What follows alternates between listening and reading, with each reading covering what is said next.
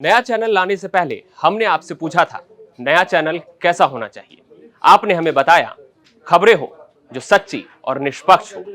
तो अब आप देखिए तक 360 गली से ग्लोब तक। एक तरफ महाराष्ट्र में बीएमसी समेत 29 महानगर पालिका निकाय चुनाव के लिए जो वोटिंग हुई उसके बाद परिणाम आए।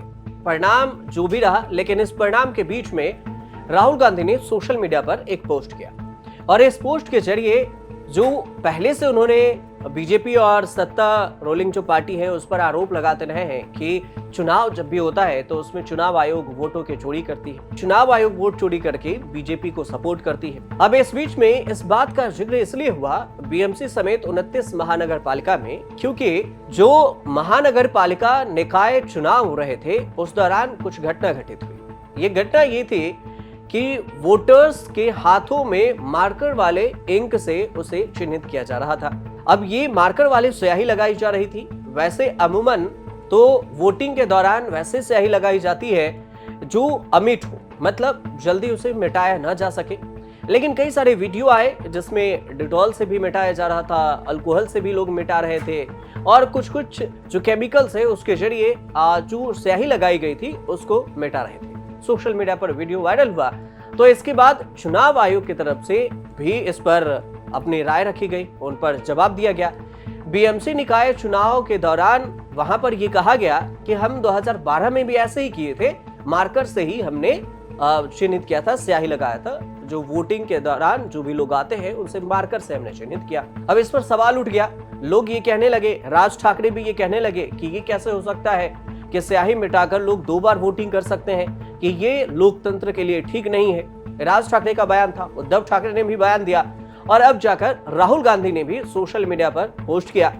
वोटिंग के दौरान यानी 15 जनवरी को राज ठाकरे और उद्धव ठाकरे के बयान आते हैं और 16 जनवरी को जब वोटिंग हो रही थी, इसकी काउंटिंग हो रही थी, परिणाम आ रहे थे, इस दौरान राहुल गांधी ने सोशल मीडिया पर पोस्ट किया और इस पोस्ट में राहुल गांधी लिखते हैं कि चुनाव आयोग द्वारा नागरिकों को गुमराह करना ही हमारे लोकतंत्र में विश्वास के पतन का कारण है और वोट चोरी एक राष्ट्र विरोधी कृत्य है।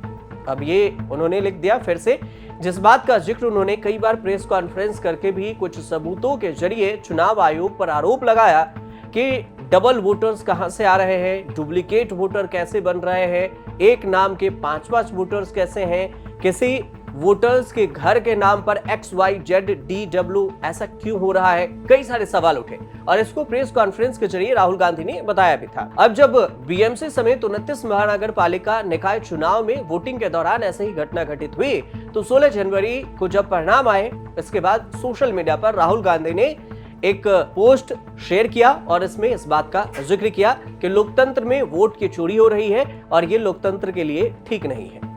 चर्चा होने लगी कि आखिर ये मामला क्या था, क्यों राहुल गांधी को ऐसा पोस्ट करना पड़ा, क्योंकि इससे पहले भी राहुल गांधी कई बार आरोप लगाए हैं। वो कर्नाटक का भी उन्होंने एक एग्जाम्पल दिया था, महाराष्ट्र का भी एग्जाम्पल दिया था, महादेवपुरा का भी एग्जाम्पल दिया गया था।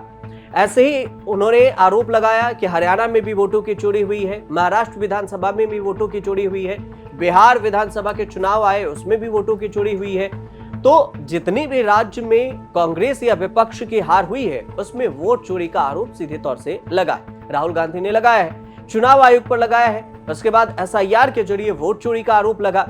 अब एक बार बीएमसी के जो महानगर पालिका का जो चुनाव था, इस चुनाव के दौरान भी वोट चोरी को लेकर राहुल गांधी का ये पोस्ट है और इसी बात से जिक्र हो रहा है इसका। अब सवाल समझते ये है कि ये जो स्याही इस्तेमाल किया गया था बीएमसी समेत जो 29 महानगर पालिका में, इससे मिटाया कैसे जा सका, क्योंकि चुनाव में जो स्याही का इस्तेमाल होता है वो अमूमन मिटते नहीं, वो उसमें काफी टाइम लग जाता है, लेकिन ये मिट गए तो फिर ये मार्कर में कौन सी स्याही होती है और चुनाव आयोग जब चुनाव करवाता है तो वो कौन से स्याही का इस्तेमाल करता है जो अमिट होता है, इसे भी समझ लेते हैं और साथ साथ बीएमसी में कितने वोटर्स ने वोट किया है इसका भी डेटा आपको बताते हैं। बीएमसी की तरफ से कहना यह हुआ कि राज्य चुनाव ने ही मार्कर दिया था, अगर मार्कर की बात करें तो, और वोटिंग के बाद जो स्याही का इस्तेमाल होता रहा है जिसे मिटाना मुश्किल होता था ताकि 2 बार वोटिंग न किया जा सके।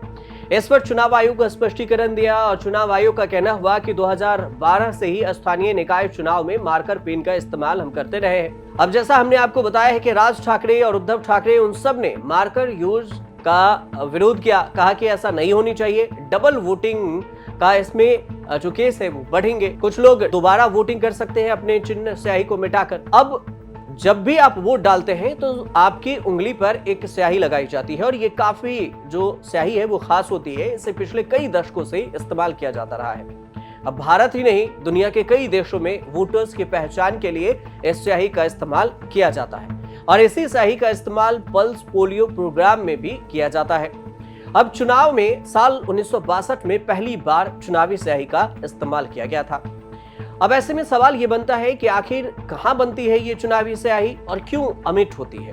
तो चुनाव में इस्तेमाल होने वाली स्याही भारत में सिर्फ 2 जगहों पर बनती है, हैदराबाद के रायडू लेबोरेटरी और कर्नाटक के मैसूर में बनाते हैं। अब हालांकि चुनाव आयोग मैसूर में बनी स्याही का इस्तेमाल करता है, वहीं हैदराबाद में बनने वाली स्याही कई देशों में भेजी जाती है। दुनिया के करीब 90 देश इसका इस्तेमाल करते हैं। तो ये स्याही मिटती क्यों नहीं है, इसके अगर सवाल के जवाब देखें तो इस स्याही को बनाने के लिए सिल्वर नाइट्रेट का इस्तेमाल किया जाता है। इसके अलावा कुछ और केमिकल हैं जिसको मिलाया जाता है और इसके खास बात यह है कि इसे लगने के बाद 20 से 40 सेकंड में ही यह सूख जाता है और ये अपनी गहरी छाप छोड़ती है। National physical laboratory of India NPL ने चुनाव आयोग को यह फार्मूला दिया था और इस स्याही को बनाने का पूरा फार्मूला कभी सार्वजनिक नहीं हो सका। किसी दूसरी कंपनी को इसे बनाने की इजाजत नहीं दी जा सकी।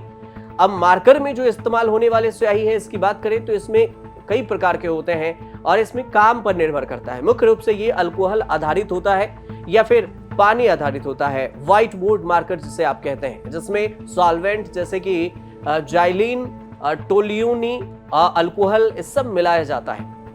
अब इसे जल विरोधी और आसानी से मिटाने योग्य बनाया जाता है। स्थानीय मार्कर में ज्यादा हानिकारक रसायन होते हैं, जबकि व्हाइट बोर्ड मार्कर इसे सुरक्षित और मिटाने योग्य स्याही बनाते हैं। अब चुनावी स्याही की कीमत की बात करें तो 127 रुपए होती है। इस एक बोतल में करीब 600 से 700 वोटर को स्याही लगाई जा सकती है, यानी कि एक वोटर्स की उंगली पर स्याही लगाने का खर्च 1 रुपए से भी कम आता है। और इसके बावजूद भी चुनाव आयोग ने स्याही का इस्तेमाल नहीं किया। तो अब अगर मुंबई की बात करें तो 4 साल पहले इसका इंतजार था कि यहाँ पर वोटिंग होगी और चुनाव परिणाम आएंगे, लेकिन नहीं हो सका। अब 227 वोटों में से 1700 उम्मीदवार मैदान में हैं। यहाँ पर 1 करोड़ वोटर्स हैं बीएमसी में जो पिछला चुनाव है 2017 में हुई थी, इसका कार्यकाल 7 मार्च 2022 को समाप्त हुआ था। मुंबई सहित 29 महानगर पालिका के चुनाव नतीजे 16 जनवरी को अब आ गए हैं और यहाँ पर एक बार फिर से देखें तो शिंदे और बीजेपी का गठबंधन काफी दमदार रहा और इन दोनों के परफॉर्मेंस काफी बेस्ट रहे।